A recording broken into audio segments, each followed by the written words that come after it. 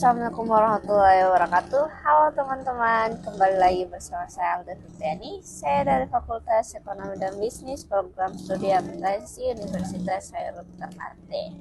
Jadi di sini kita akan membahas transformasi peran Bank Indonesia setelah kehadiran OJK. Nah, jadi OJK atau Jasa Keuangan Otoritas Jasa Keuangan dibentuk melalui Undang-Undang Nomor 21 Tahun 2011 sebagai lembaga independen yang mengambil alih fungsi peraturan dan pengawasan sektor keuangan termasuk perbankan. Tujuannya yaitu mewujudkan pengawasan industri keuangan yang terintegritas. Yang kedua itu melindungi konsumen dan masyarakat. Yang ketiga itu menjaga stabilitas sistem keuangan secara lebih komprehensif. Nah, sebelum OJK hadir, seluruh pengaturan dan pengawasan bank berada di tangan Bank Indonesia atau BI. Setelah OJK ada, terjadi penggeseran transformasi besar dalam fungsi BI. Nah, yang kedua yaitu kita akan bahas peran Bank Indonesia sebelum OJK. Nah, sebelum OJK beroperasi atau sebelum 2013 sampai 2014, BI memiliki tiga peran besar. Yang pertama itu ada moneter, yaitu menetapkan dan melaksanakan kebijakan moneter.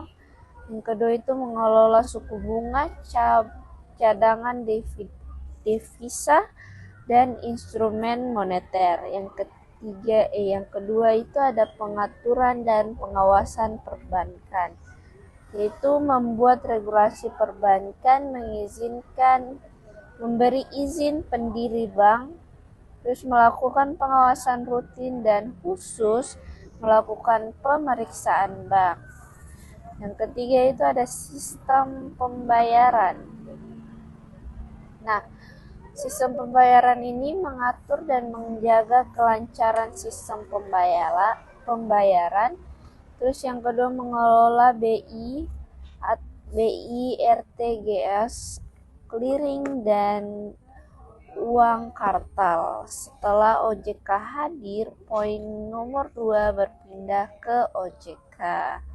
Nah, adapun perubahan besar setelah kehadiran OJK yaitu setelah fungsi pengawasan bank berpindah ke OJK, peran BI mengalami refungsi atau penyempilan fungsi agar lebih fokus pada stabilitas moneter dan sistem pembayaran. Adapun fungsi pengawasan perbankan beralih ke OJK. Mulai dari tanggal 31 Desember 2013, OJK mengambil alih pengawasan bank dan dari BI. BI tidak ingin mengawasi kesehatan bank secara mikro. Tugas-tugasnya seperti pemeriksaan bank, pemberian sanksi, izin pembukaan kantor cabang. Yang keempat itu pengawasan manajemen risiko bank. Semua dialihkan ke OJK. Ada fokus baru Bank Indonesia atau BI setelah OJK beroperasi. Yang pertama itu fungsi pada stabilitas moneter, yaitu BI semakin fokus pada menjaga inflasi, menetapkan suku bunga acuan atau BI rate. Yang ketiga itu ada intervensi pasar valuta asing. Selanjutnya ada mengalihkan likuiditas perbankan.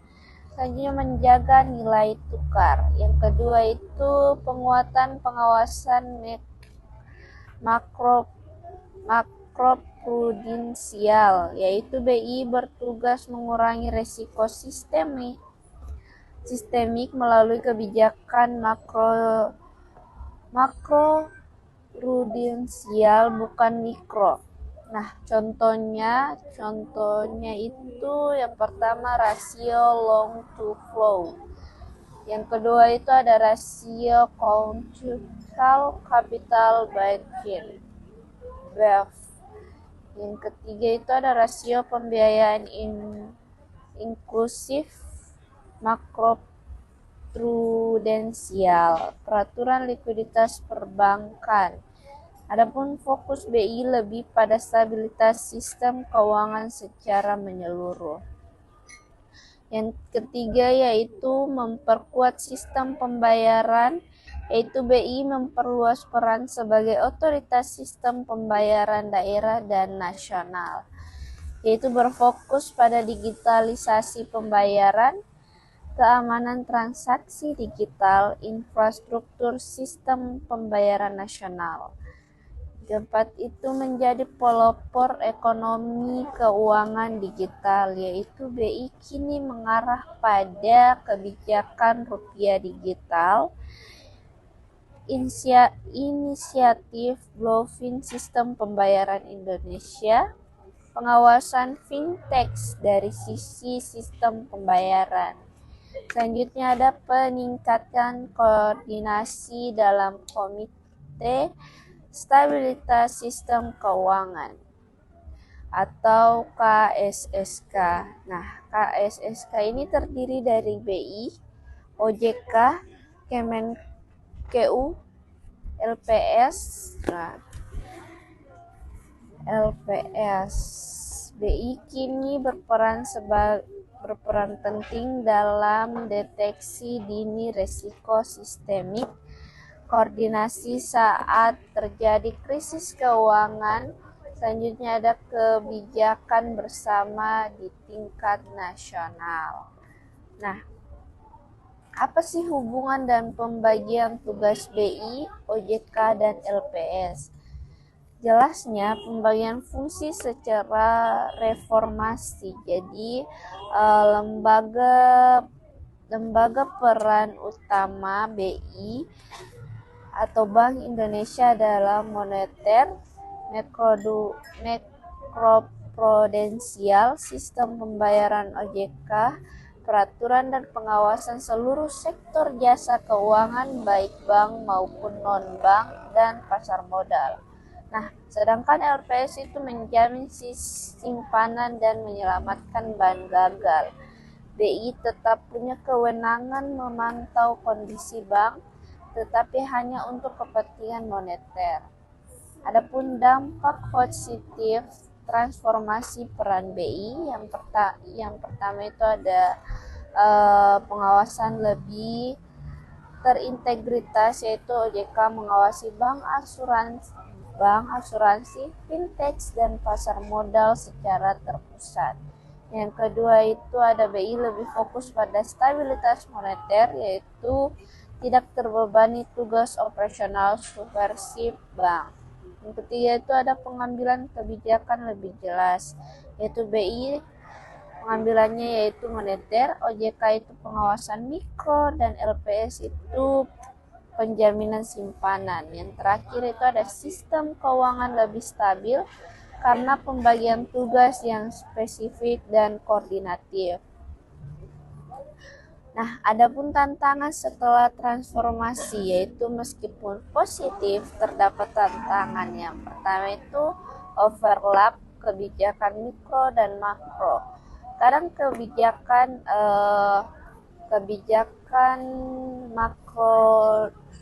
makroprudensial BI bersinggungan dengan reguler OJK. Yang kedua itu ada koordinasi intensif diperlukan, yaitu khususnya dalam kondisi krisis keuangan.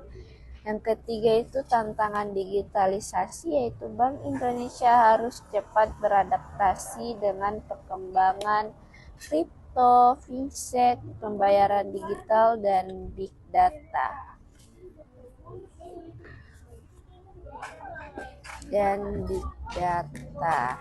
Nah, selanjutnya kita akan membahas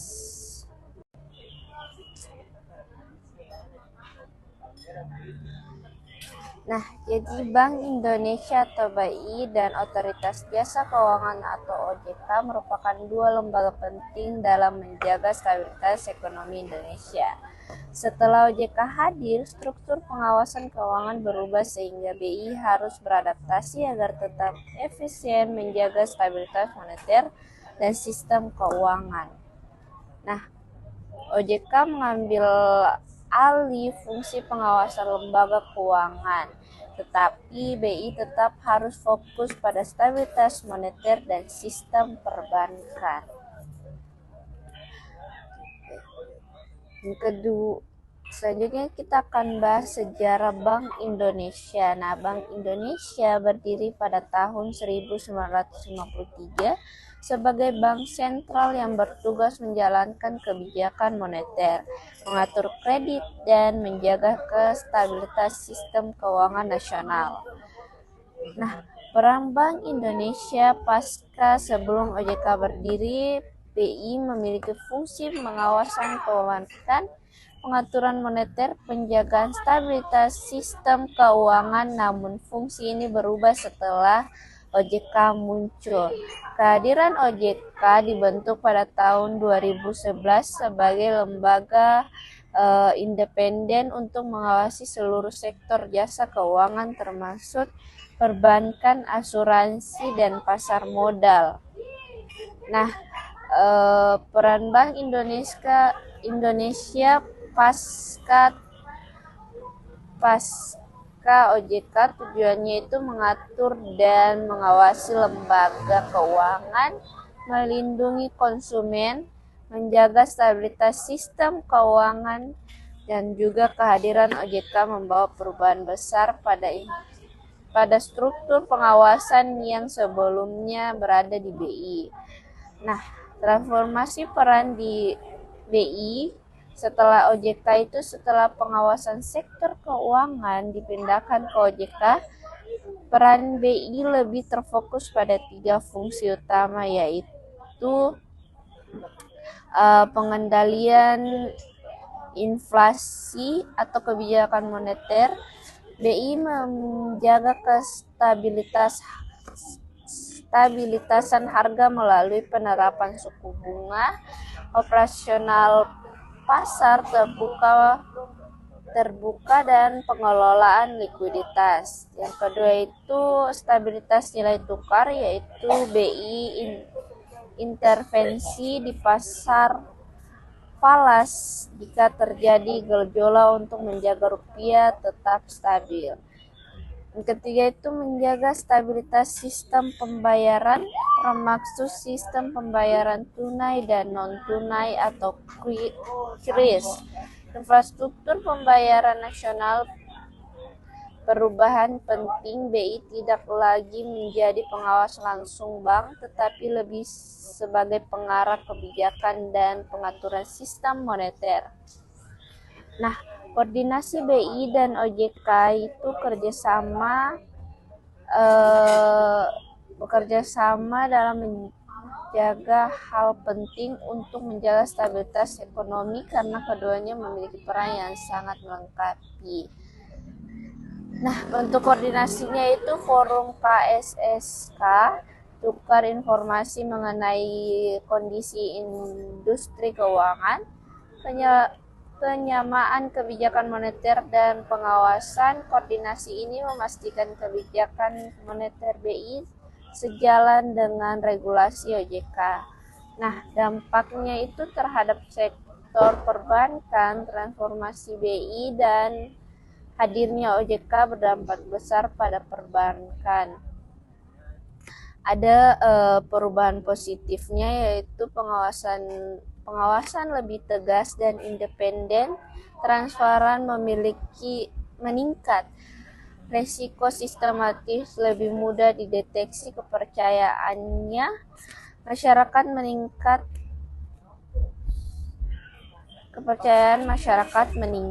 OJK fokus pada prudensial regulasi dan BI berfokus pada monitoring stability.